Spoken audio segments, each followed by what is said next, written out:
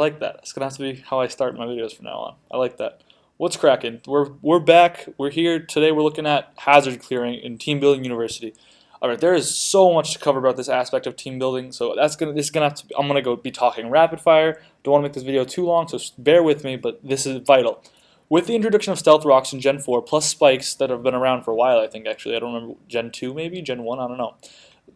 Hazard control is one of the foremost valuable parts of a battle. It helps Pokemon nab kills that they wouldn't have been able to otherwise. It puts pressure. It makes people waste turns to the point where hazard stacking is literally a format of team building as an archetype. That said, when it comes to hazard clearing, there are two options. You have your rapid spinners and your defoggers. All right, so there's two pros and cons, so I'm just going to attack those two real quick. All right, rapid spin. Rapid spin is a slightly more offensive often, but you don't use rapid for the attack. Rapid spin, advantage of using rapid spin is you can't be stopped by taunt because it is an attack, and it only clears hazards on your side of the field and doesn't clear hazards on the opponent's side of the field. Meaning you can use it and keep your opponent's hazards up, meaning you can potentially not waste turns having to set up your hazards again, keep pressure where you need it, stuff like that. All right. Problems with rapid spin is that it does force you sometimes it can be abused as when people switch in, say a Ferrothorn, Rocky Helmet Ferrothorn, and Rocky Helmet Garchomp. Your Pokemon can take a lot of damage just by going for a rapid spin. Those are two very popular Pokemon. Plus the concept of spin blocking. Your hazard clearing can be blocked just by ghost types. So maybe like a Gengar or a Hoopa Confined, stuff like that. That's probably some of the problems. Those are the problems with rapid spin. We move on to defog. Defog, also actually one problem with rapid spin is the fact that it has terrible distribution, and you're going to be forced. There are great Pokemon that can use it, but it just doesn't have nearly the distribution of defog. Advantages of defog are, of course, the wider distribution. It can be used against opponents' defoggers, and also, I guess if you, it can be used against opponents' ghost types. It can't be stopped by a ghost type, and a slight advantage might be also that you get a 0.75 accuracy decrease or evasion decrease. So maybe you could switch in and use like Focus Blast or Stone Edge because the opponent's more likely to get hit now. That's not as important. But yeah, those are the advantages of using defog. Disadvantages of defog being you are susceptible to being taunted and no longer being able to clear your hazards. A lot of Pokemon that learn defog are flying types and thus take extra damage from the hazards themselves that they're switching in on, which is unfortunate.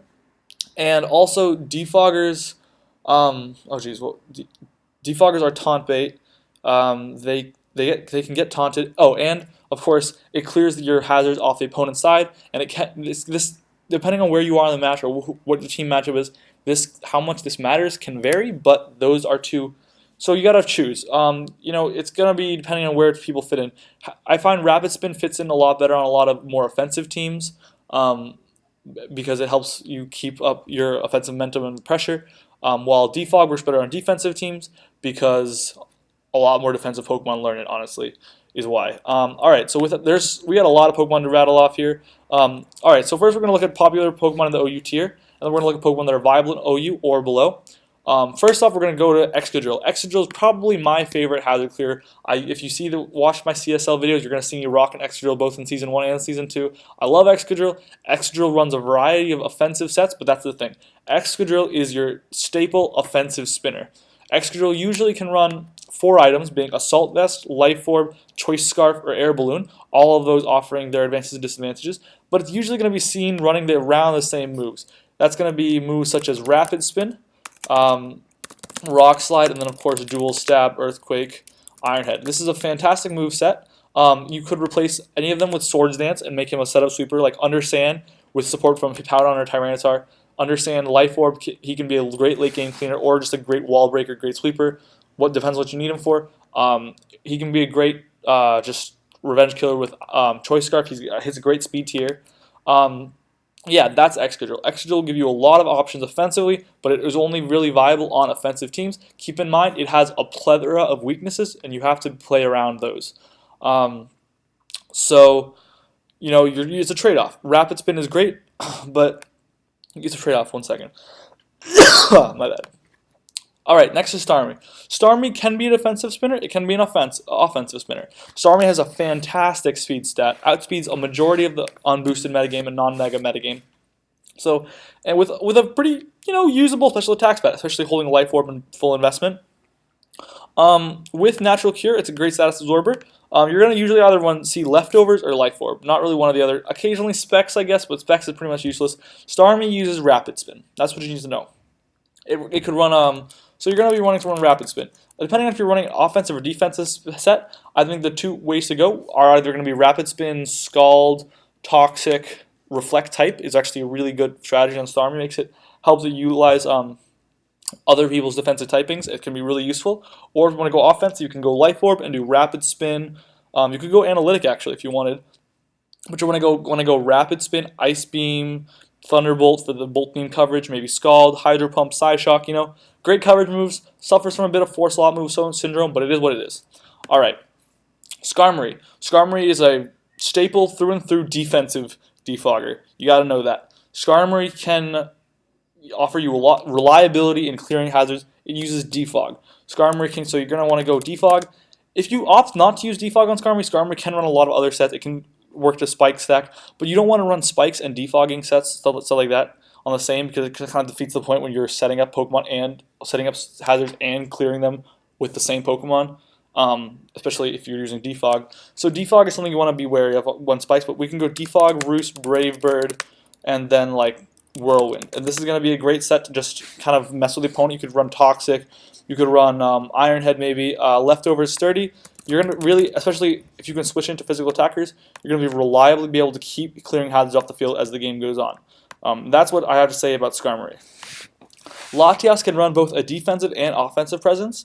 Latias with Life Orb can be very offensive. 110 is definitely a solid special attack stat.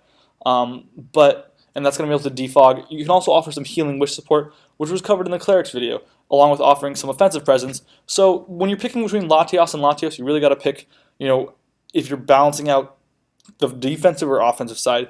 Latias can really fill the role of an offensive or defensive hazard clear. Defensive being maybe like a set I showed in the previous video with defog thrown in there, or offensive. But I'd say if you're going offensive and you really, really don't need that extra little bit of bulk, if you're going offense, I think I said that, you might want to opt for Latios. Latios, on the other hand, sacrifices that bulk for a fantastic special attack stat. That special attack stat being 130, hits crazy high with a Life Orb, hits like a truck.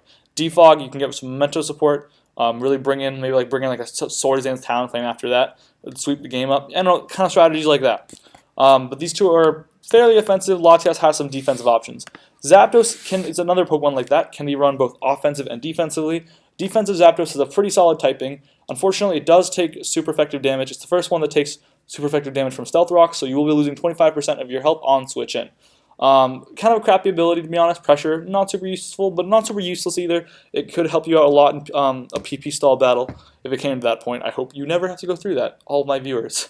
A defensive set might look something like Toxic, Roost, Defog, Thunderbolt, while an offensive set might look something like, and we'll holding Leftovers in that case, but an offensive set might look more like Heat Wave or, Heat Wave is 2 words, isn't it? And like that, or even Hidden Power Ice over Roost.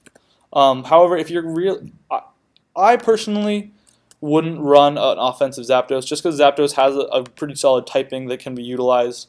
Yeah. All right, so we're gonna look at some lower tier ones. Not all of them are lower tier actually. Here's Scissor. Scissor is usually known for its Choice Band revenge killing sets, but or Mega Scissor. But this is a defensive Scissor set that's just on the physical side, just so bulky, and will be able to offer you some offensive momentum without losing you too much, even a priority attack, but also give you Roost and Defog for some survivability, and that's going to be able to reliably keep clearing hazards off the field, hopefully. That's a kind of cool set. I've been seeing it run every so often. It's kind of, I think, rising in popularity, actually. It's a cool set. You might want to consider it. Empoleon is another UU Pokemon, actually, that offers a lot of potential in OU as a defogger. It's got pretty solid bulk, especially on the specially defensive side. It can reliably switch in thanks to that. Pretty good typing. Not the best, but not the worst either. Aqua Jet, Defog, Toxic Roar. Again, this offers you some priority. Not a super strong priority, but priority nonetheless. Defog, Toxic Roar helps you just, kind of like, in the same way that Skarmory does, mess with your opponent, play some mind games. Donphan. Donphan uses rapid spin. That's what we like to see.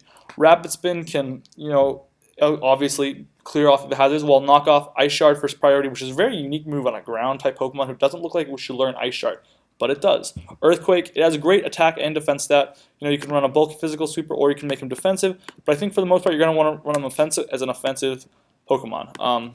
Even though he does have such a great special defense stat, you're just going to want to abuse that bulk and use it to tank hits and hopefully be able to do some damage while also clearing hazards off your side of the field. Mew, this is kind of a variant on Stall Breaker Mew that uses a defog type set. This set can't recover up, but if you replace this with Roost or Soft Will or whatever we want to do, defog, Will-O-Wisp, Roost, Taunt. That set's going to be able to offer you some great survivability. Mew's got fantastic bulk, and you're really going to be able to also use it as a stall breaker. So it kind of functions in a dual role. This will fit better on defensive teams primarily, but if you want to change up the set, power to you. Mega Blastoise is Pokemon straight out of UU who has fantastic potential as an offensive, or honestly, you could run defensive if you really wanted. It's got crazy bulk too, so you could go opt for a defensive, but I'm showing here was an offensive set with Rapid Spin, Scald, Dark Pulse, Aura Sphere. He's got a lot of fantastic coverage options. You can run Dragon Pulse, you can run Ice Beam, you can run Surf. If you want a little bit extra damage, if you're running, at that point you might just want to run Hydro Pump, but I'm opting for Scald just because gotta love those fishing for burns. And this is the set I'm recommending. It's just a bulky, tanky set that can really dish out some damage once the hazards are off the field. Nothing really wants to ever switch into a Blastoise who has great coverage like this. Finally, we look at Mandibuzz. Mandibuzz was previously one of the most popular OU defoggers in the tier. Has now since dropped down to UU, I believe, for reasons, just kind of fell out of popularity. It's still really a fantastic Pokemon through and through. Just really fantastic bulk and a great typing. Toxic, Defog, Roost, Foul Play. You can really punish physical attackers with Foul Play, plus getting your hazards off the field. Overcoat lets him switch into Spore. He's really, really functional. Mandibuzz is really underrated in my opinion. I've used him on many a team, and he is just underrated. I don't know if I agree with his usage being so low as to drop to UU, but alas. Alright, so hazard clearing is going to be a strategy that you're going to want to fit in onto almost any team you're building, honestly. Unless your Pokemon are none of your Pokemon are weak, and some of them resist it, very few teams are going to be okay with not having a hazard clearing strategy, just because otherwise a lot of teams will fall prey to hazard stacking. The only Pokemon being immune to the effects of spikes, generally being levitators, that's rare, in most cases being flying types, who will take super effective damage from Stealth Rocks. So you really don't want to risk not running it most of the time, unless you're really afraid of the momentum you'll lose in the turn where you are clearing the hazards, which can be really important to know. At what point is it worth sacrificing momentum to clear the hazards? At what point is it more important to just let your Pokemon take that damage and attack?